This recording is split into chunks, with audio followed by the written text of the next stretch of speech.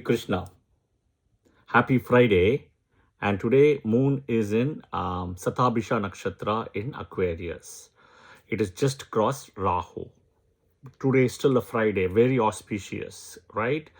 So today I'm going to be talking about an interesting topic which came in Clubhouse a couple of days ago. And one of the Clubhouse person, I think it is Padma if I remember right, she'd asked a question about is it true that Libra ascendants, right? Ascendant in Libra, Tula Lagna, right? Is marriage, in a way, always difficult, challenging for them among the 12 ascendants? And it is also not interesting that I have not only heard it from her, but there's one more person also mentioned it. So then I clarified that to Padma and everybody else in Clubhouse just a couple of days ago in the session live. But I also thought, I gave the breakdown and I explained it and etc. But I also thought, because today is Friday, right? Venus Day, and Shukra is the Kalatra Karaka for marriage. So I thought I will take this time to also share this for people, some misconceptions and the reality. Okay, first of all, marriages are made in heaven, right? And there has to be a promise of marriage regardless, right? Okay, second, your birth chart is your destiny chart, D1 chart. The D9, D10, everything comes as calculation. Okay, it's all calculation based. It's mathematics calculation. It is not anything physical. You are alive, I can see you, that is D1 chart when you are born. Okay, D9, D10, it's not. I am not overruling the importance of Navamsha at the same time, but you have to know how to look at the Navamsha. What promise is not there in D1 cannot be there in any divisional chart. Okay, ask this question, guys. Some people are bringing even, I have this nakshatra in my Punarvasu nakshatra is in D9. There is no nakshatra in D9. Okay, there is aspects and stuff in D9. There is Parivardhana Yoga in D9. These are all derivative charts, derivatives. Okay, these are derivatives. So I'll give an example of a high level for people to understand what is derivative and non-derivative. And I will do further Navamsha series also. Okay. All right. A derivative means take a tomato. And I use this in my industry, fashion industry a lot, this term derivative, non-derivative.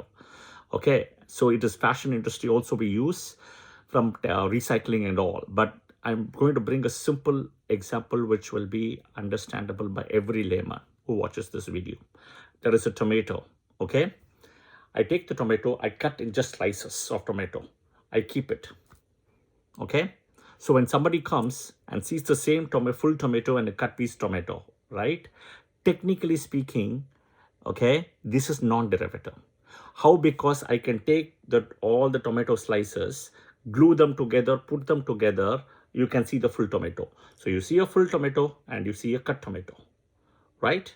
So you see how the tomato, in a way, has joined. You can see still the shape, size, form, everything, except it's cut into slices. This is non-derivative. Okay, let me explain what is a derivative. I take the same tomato, right? I start making it into a pickle. And I add mango, I add so many things mixed with it. And now I have the full tomato here, and I have a tomato pickle with mango or whatever you add with it. So suddenly you cannot even identify tomato in that because it's got mixed with so many things in it. You see, so this is actually a derivative. Okay, because you have derived from this to this, but you cannot take it back this way. Unlike the other way around, I explained in example 1. So this is the best example of a derivative and a non-derivative. Okay, this is a derivative because it's calculation based. In the Navamsha is a derivative, calculation based. It's not physical. You cannot see the same thing. If you are able to record and register this example lifetime, you will know what is divisional charts Navamsha. Okay, go read BPHS, right? BPHS. If you see how the predictions and everything, you will understand it. And Parasharashi is like my guru, unbelievable. Okay. I mean, after all, he is the father of Vedas and grandson of Vashishta Maharishi, right? Vashishta Maharishi and Arundhati, Vashishta Saptarishi and Arundhati. All right, okay. So today's topic is about, from BPHS, I've decoded marriage for 12 ascendants. Okay, marriage for 12 ascendants. And I will break it down, the steps and parts. First is lagna, lagna lord, right? Moon, Rashi, moon Rashi lord, right? Moon, Rashi, moon has to be with strength, Rashi lord. And the lagna and moon support each other. This is very important. Okay, and then the Mahadasa sequence. If you are going in the right Mahadasa sequence, somehow, right, you may face turbulence, but you will go up again. But if you're going in the wrong Mahadasa sequence, it feels like you're going uphill, like on a bike. That's the difference. Okay, and you're probably going the wrong direction. That's the other difference. The wrong Mahadasa sequence can take you in the wrong direction, guys. Okay, the other important thing is Maraka houses. BPHS says several Maraka houses for different types of lagnas, but again it comes to 7th and 2nd. 7th house, 7th lord, 2nd house, 2nd lord. In natural Kalpurush, it's Venus as a benefic. Okay? Badaka. Badaka, 11th house, 11th lord for movable, 9th house, 9th lord for fixed, 7th house, 7th lord for dual. So you should know this is all based on lagna. So movable, Aries, Cancer, Libra, Capricorn. Fixed, Taurus, Scorpio, Taurus, Leo, Scorpio, Aquarius. Dual, Gemini, Pisces, Sagittarius, and Virgo. 4. Okay? All right. Next, the Maraka strength. Okay, there is a reason I'm focusing on Maraka, and I'll explain that. The Maraka strength, the natural benefics, if they become a Maraka, they will be the highest than the natural malefics. Kendradipati dosha comes, and I will start a series on Kendradipati dosha. It will go to, I don't know how many sessions, 20 plus sessions. Okay, Kendradipati dosha is such a big thing.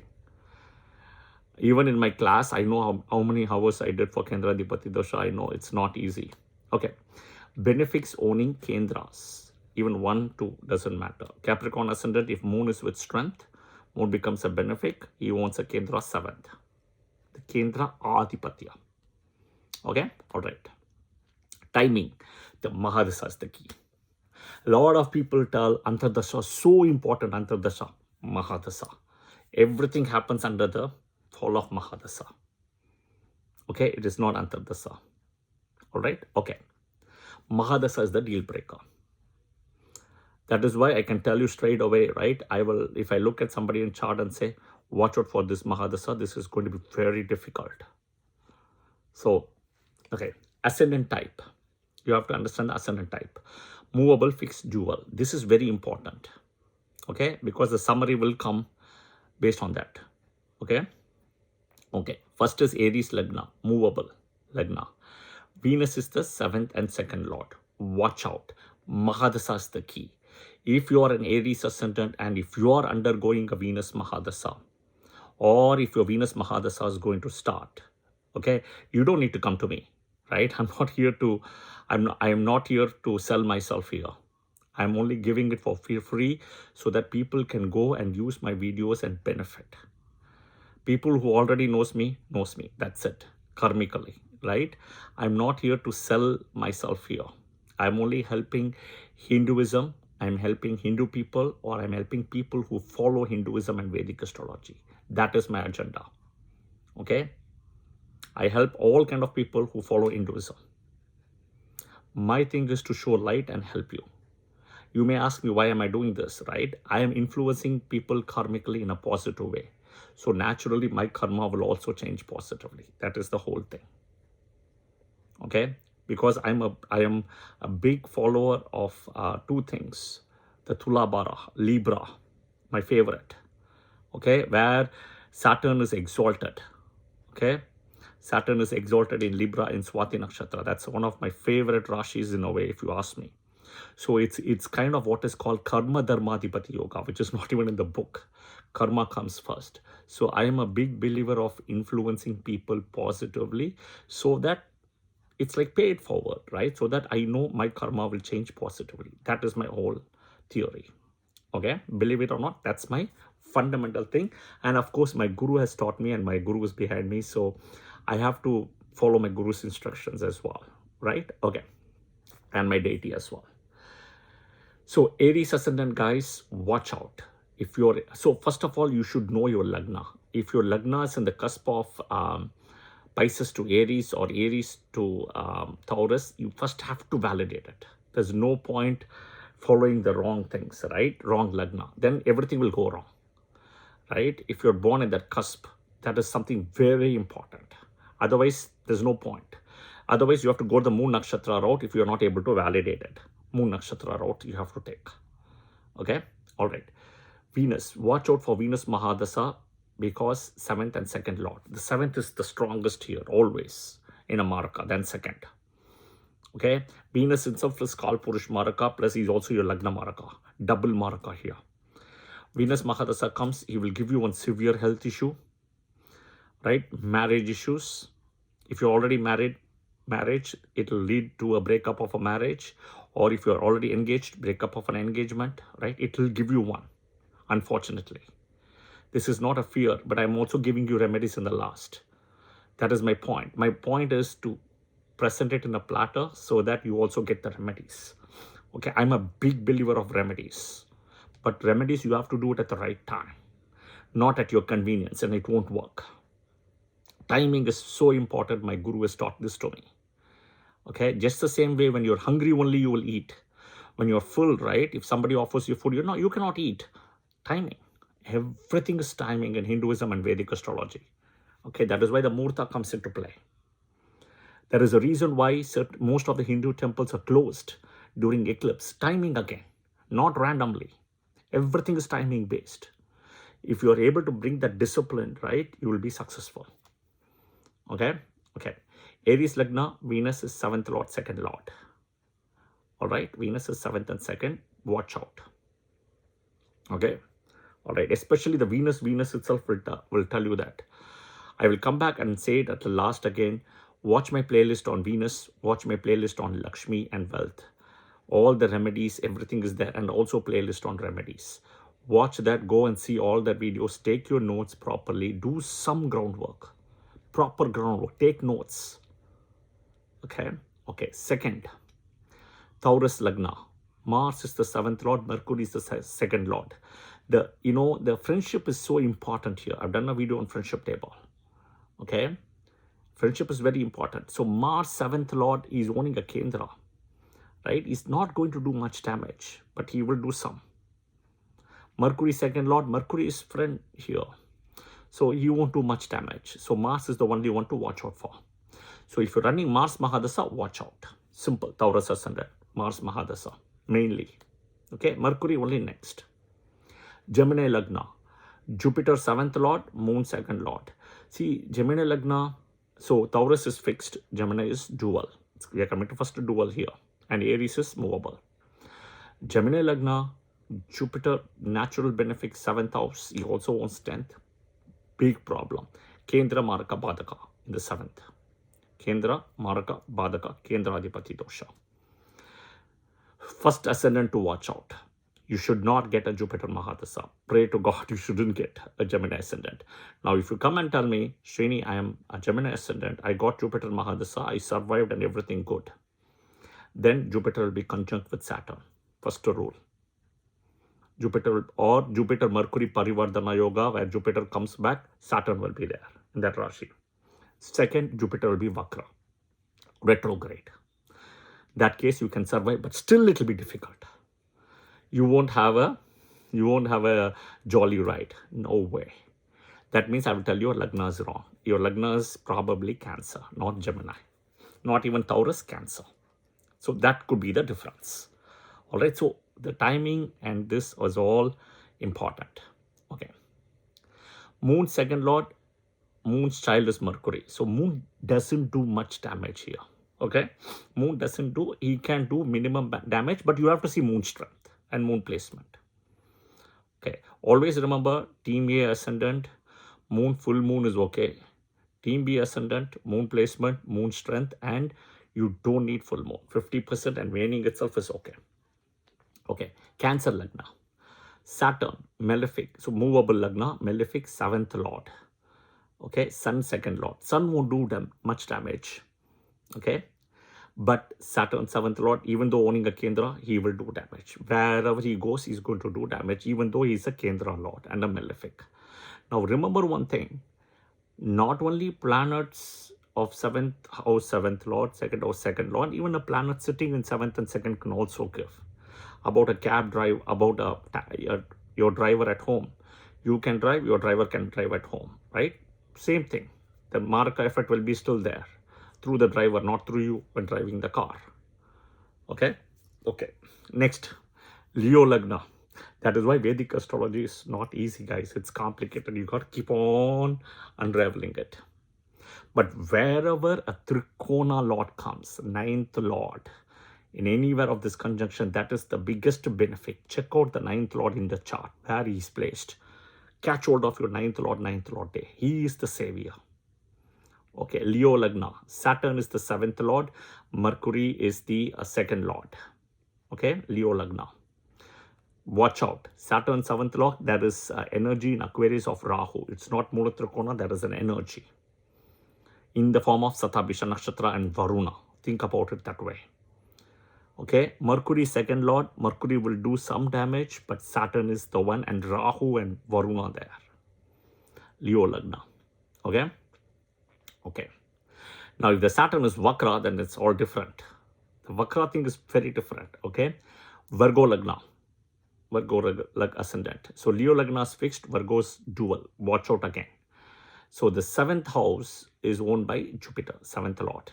Venus, 2nd Lord. The little difference between Gemini and Virgo is in the 7th house for Gemini Ascendant, which is dual, that is Jupiter's Mula Trikona Rashi. It's very difficult. Okay, it is very, very difficult. The Mula Trikona Rashi of Jupiter. That is a problem. Big problem. Plus Kendra Maraka Badaka. Here, the Kendra Maraka Badaka is the 7th Pisces, and this is not Jupiter's Mula Trikona Rashi. So there is a savior. Little bit down than the Gemini. Okay. All right. Next is Virgo Ascendant. Virgo is dual. Okay, we finished Virgo 7th. And Venus 2nd Lord. Venus is the friend. So nothing to worry much. Okay, nothing to worry much. Same thing for Leo Lagna. Mercury considers Sun as the best friend, and Sun considers Mercury as neutral. Okay. Libra Lagna. Mars is the 7th and 2nd Lord. Double mark. But he doesn't do the same thing as what Venus will do for an Aries ascendant, because Mars is a malefic and he owns a Kendra. So a malefic owning a Kendra will shed that malefic energy, but he doesn't become benefic though. He shed it. That's the most important thing. Okay, and the 7th house here is Aries, Mula Trikona of Mars. So he will give you. It's not that he won't give you, but not the same way close to what Jupiter and Venus can go. Jupiter and Venus get special rules. Okay, all right. Next is after Virgo Lagna, Libra Lagna finish. Scorpio Lagna. Venus is the 7th Lord. Watch out here. Okay, and then Jupiter 2nd Lord. Not much because of Jupiter and Mars friendly nature. Libra is movable. Scorpio is fixed. Okay. Next is Sagittarius Lagna. Dual. Watch out. Mercury is the 7th Lord. Kendra Maraka Badaka there in the 7th house in Gemini. Okay. And then Saturn is the 2nd Lord. Okay. Saturn neutral. He may not do much, but he will give you also some. Mercury is not a big benefic, so he will also give you, but Kendra Maraka Badaka comes. That 7th house, no, the Kendra Maraka Badaka coming is the biggest problem. Okay. All right. Next, Capricorn Lagna. Okay. Movable ascendant.